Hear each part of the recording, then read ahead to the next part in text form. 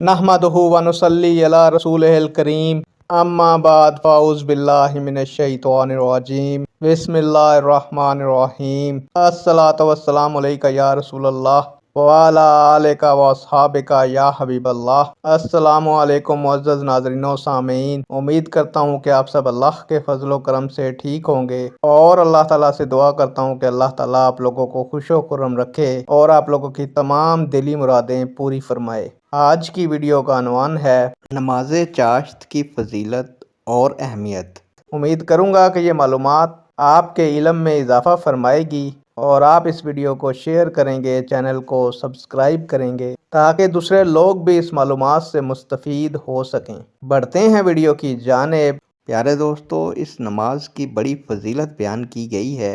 एक हदीस पाक में आता है कि हज़रत अबू हुरैरा रज़ियल्लाह ताला अन्हो रवायत करते हैं कि रसूलुल्लाह सल्लल्लाहु अलैहि वसल्लम ने इरशाद फरमाया, जिसने चाश्त की 2 रकात पर मदावत की उसके गुनाह चाहे समंदर की झाग के बराबर हों माफ़ कर दिए जाते हैं।